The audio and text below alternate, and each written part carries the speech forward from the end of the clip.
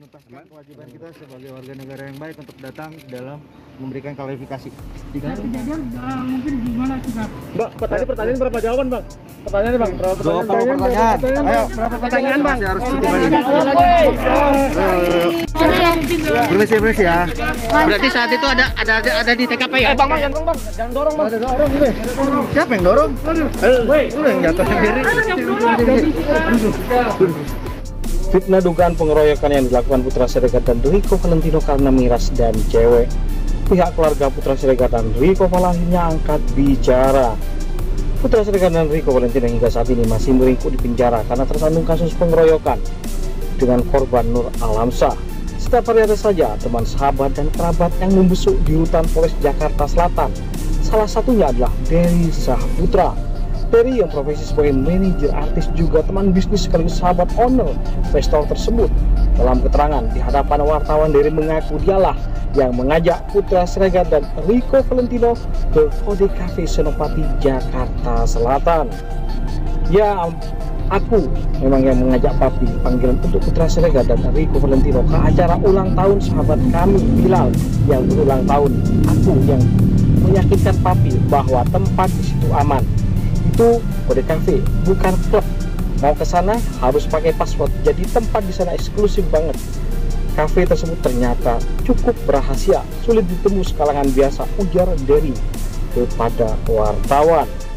Dery menyatakan kejadian di Kode Cafe berawal dari kesalahpahaman. Gak ada itu gara-gara cewek, gara-gara Cika Candika lah, masalah perempuan lah, itu semua fitnah. Apalagi dibilang papi dalam pengaruh minuman alkohol.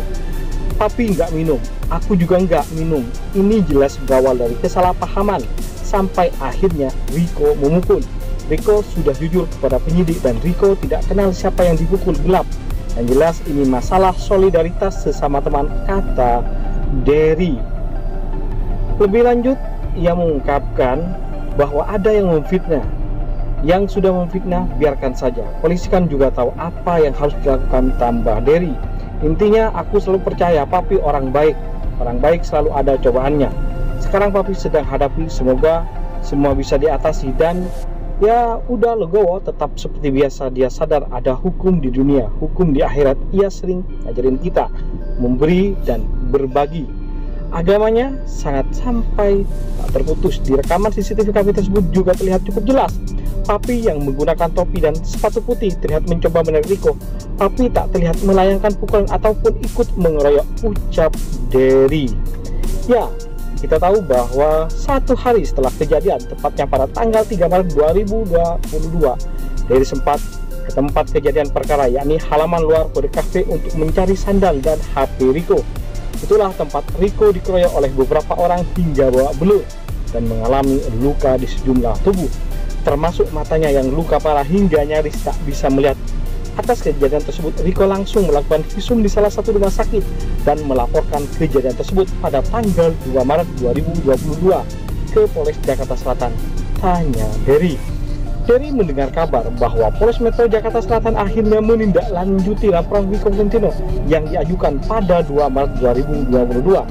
Ini tentunya kabar gembira. Saya berharap Polres Jakarta Selatan untuk lebih adil melihat kronologi kejadian ini sehingga hukum benar-benar bisa ditegakkan, pungkas Dery lebih lanjut. Begitupun dengan pihak keluarga, baik keluarga Putra Siregar dan keluarga dari Rico Valentino juga menyampaikan dalam unggahan Septiana Siregar, ia menyampaikan keluh kesahnya yang mana ia mengunggah fotonya bersama sang ibunda dari Rico Valentino tersebut sambil memberikan caption yang cukup menarik, yakni bukan hanya jeritan seorang istri dan anak saja.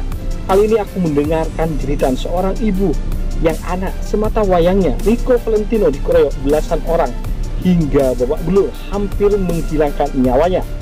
Malah saat ini anaknya yang jadi tersangka dan mendekam di penjara dengan emotikon menangis.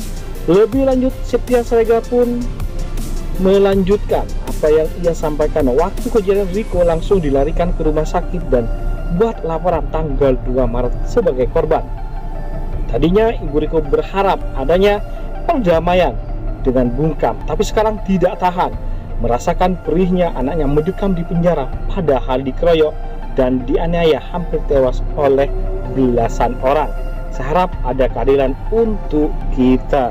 Tentu saja hal ini guys ya menjadikan tanda tanya besar di hadapan kita sekalian, yang mana kita tahu bahwa kejadian dan kronologinya ya sangat berbeda. Benarkah apa yang disampaikan oleh Dewi Saputra yang menyampaikan bahwa hal tersebut adalah sebuah fitnah yang dilayangkan untuk Putra Siregar dan Rico Valentino?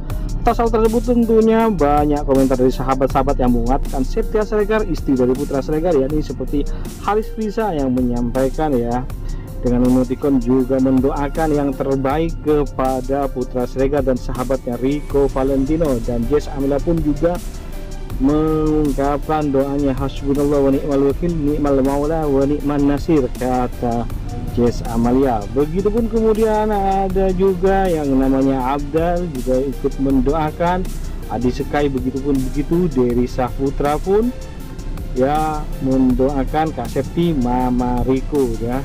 Septi Mama Rico mendoakan yang terbaik dan menguatkan keduanya. Tentunya kebenaran terbuka pelan-pelan, kata Yusifa Dila. Ya, semoga Allah memberikan jalan keluar. Banyak yang memberikan komentar dari centang biru sampai para netter yang perhatian terhadap hal tersebut. Tentunya kita akan melihat bagaimana kisah selanjutnya dari pertikaian, dari masalah hukum yang terjadi antara Putra Siregar dan Rico Valentino dengan tentunya Nur Alamsyah yang disebut-sebut merupakan salah satu putra bungsu dari seorang mantan ya menteri dan juga mantan dari Wakapolri. Kita simak kisah selanjutnya bagaimana kira-kira menurut kalian terkait hal ini guys, karena ini sangat menarik di tengah rasa kusuk dan di tengah yang namanya perjalanan hukum di negeri kita ini tentunya.